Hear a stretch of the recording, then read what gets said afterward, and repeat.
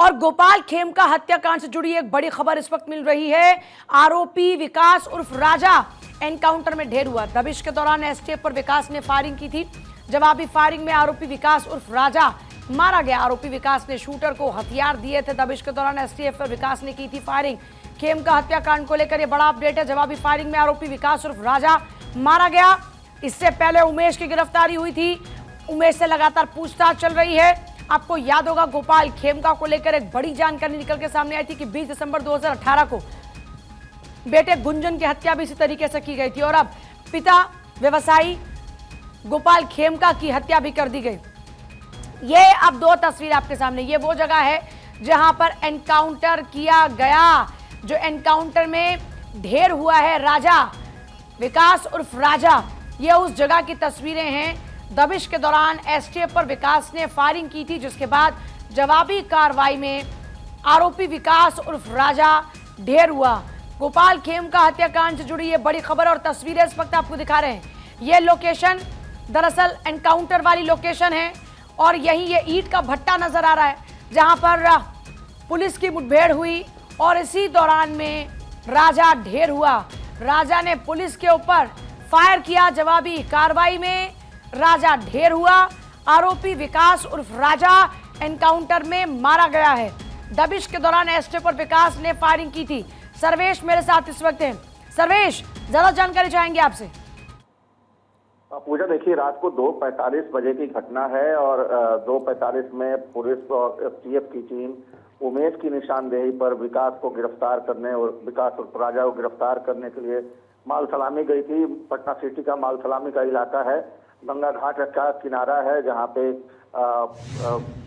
बताया गया था कि विकास वहीं पे मौजूद है। इस वक्त उमेश ने जो जानकारी दी थी, उमेश को साथ लेकर पुलिस वहां पहुंची थी और उसके बाद उसकी निशानदेही पर जब विकास को गिरफ्तार करने की कोशिश की गई तो विकास ने फायरिंग की। जवाबी कार्रवाई में एसटीएफ ने भी फायरिंग की और जिसमें कि विकास उर्फ राजा मौके पर ही ढेर हो गया। वहां से एक पिस्टल और कुछ कारतूस के खोखे बरामद किए गए हैं। पुलिस ने फिलहाल उसके बॉडी को पोस्टमार्टम के लिए एनएमसीएच अस्पताल भेज दिया है और इस पूरे मामले में विकास उर्फ राजा की जो संलिप्तता बताई है उमेश ने, उसने बताया कि हथियार का सप्लायर था विकास उर्फ राजा और अजय वर्मा गैंग को हथियारों की सप्लाई करता था। कई कुख्यात अपराधियों से उसके ताल्लुकात थे। कई बड़े हत्याकांडों में वो शामिल था और साजिशकर्ता के तौर पर, हथियार सप्लायर के तौर पर उसकी भूमिका रही थी।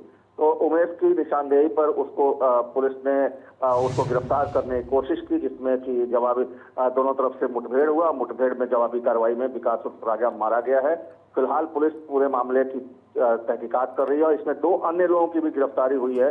पूजा, मैं आपको बताना चाहूंगा आपके जरिए दर्शकों को कि उमेश के अलावा 2 अन्य लोग और थे जिनकी गिरफ्तारी पुलिस ने कर ली है। आज तकरीबन 12 या 11 या 12 बजे के आसपास पटना के सीनियर एसपी या फिर जोनल आईजी जितेंद्र राणा इस पूरे मामले की में खुलासा करेंगे।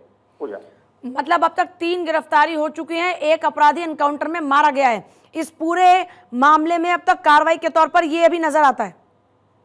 जी पूजा, देखिए, इसके पहले भी 9 गिरफ्तारियां इस पूरे मामले में हुई थी। जिस दिन घटना हुई थी उस दिन रात में पुलिस ने छानबीन की थी। उस दिन पुलिस ने ताबड़तोड़ छापेमारी की थी। आरा और वैशाली से पहले दिन 5 लोगों की गिरफ्तारी हुई थी और फिर उसके बाद 4 लोगों की गिरफ्तारी हुई। फिर उमेश की गिरफ्तारी हुई और विकास उर्फ राजा एनकाउंटर में ढेर हुआ। 2 अन्य अपराधियों की गिरफ्तारी। तो कुल 12 गिरफ्तारियां इस पूरे मामले में हो चुकी हैं।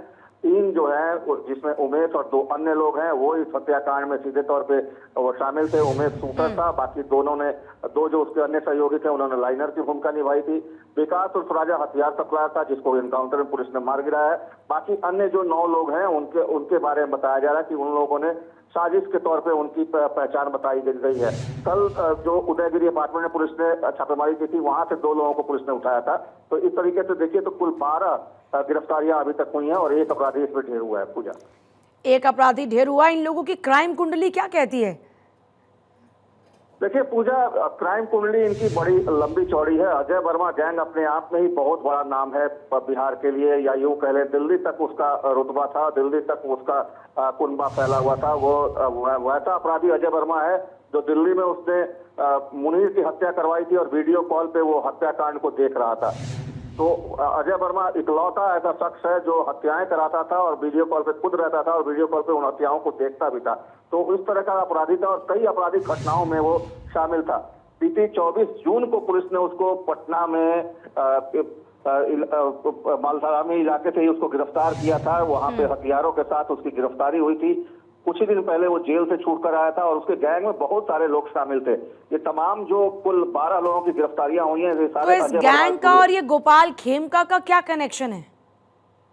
देखिए पूजा, गैंग का जो कनेक्शन है, सुपारी लेकर हत्या कराई गई है। और अजय वर्मा के बारे में कहा जाता है कि जमीन खरीद फरोख्त में वो काफी ज्यादा इधर संलिप्त था और कहीं न कहीं उसकी अदावत गोपाल खेमका से किसी जमीन को लेकर ही, किसी भूमि के खंड को लेकर ही कहीं न कहीं शुरू हुई थी। और वो कहीं उनके जिसका असर ये हुआ कि पहले उनके बेटे गुंजन खेमका की 2018 में हत्या कर दी गई और उसके बाद गोपाल खेमका निशाने पर आ गया अजय वर्मा गैंग के। इस तरह से कहा जाए तो निश्चित तौर पर इस पूरे मामले में जिस तरीके से कल उदयगिरी अपार्टमेंट में अशोक नामक शख्स जो कि सरिया व्यवसायी है, उसकी संलिप्तता सामने आई है।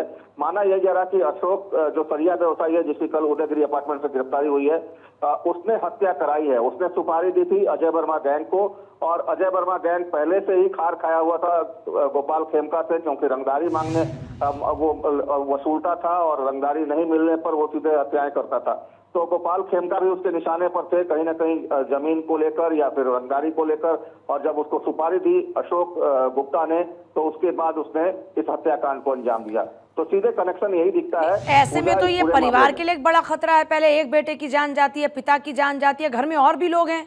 इस तरह से ये मामला तो सिमटने वाला नहीं है, और अगर सिमटता तो पिछली बार हत्या पे ही खत्म हो जाता। अब आगे पुलिस ने क्या तैयारी की है ताकि दोबारा से फैमिली के साथ ऐसा रिपीट ना हो या बिहार में ऐसा रिपीट ना हो?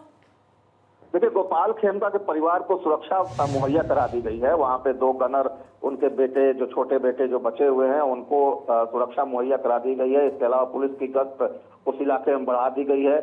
और जहां तक बात है अजय वर्मा गैंग की, तो उस पर नकेल कसने की तैयारी पुलिस ने कर दी है। पहला एनकाउंटर हुआ है और अगर अन्य लोग भी इस तरह का कोई कृत्य करते हैं आगे, तो उनके खिलाफ भी पुलिस एनकाउंटर करेगी, क्योंकि पुलिस को पूरी छूट नीतीश कुमार ने दे रखी है इस पूरे मामले में। और सीधे तौर पर कहा है कि जो 2005 का जो शासन था नीतीश कुमार का, वो दौर वापस आना चाहिए। अपराधी जिस तरीके से खुलेआम घूम रहे हैं, निहत्थे लोगों पर सीधे वार कर रहे हैं, हत्याएं कर रहे हैं, लगातार आपराधिक घटनाओं को अंजाम दे रहे हैं, तो ऐसी परिस्थिति में पुलिस को अब खुली छूट मिली है। और पुलिस को सीधे तौर पर कहा गया है कि अगर अपराधी बाज नहीं आते तो एनकाउंटर कीजिए। सर्वेश, एक सवाल ये आता है कि जो छूट आज पुलिस को दी गई है वो इससे पहले क्यों नहीं दी गई थी? वरना इस तरह की घटनाएं ना होती, बिहार में सरेआम गोलियां ना चल रही होती। अब चुनाव सर पर है, सरकार की इमेज पर बात आ रही है, तो आज नीतीश कुमार ये बातें करने लगे हैं, लेकिन इससे पहले क्या?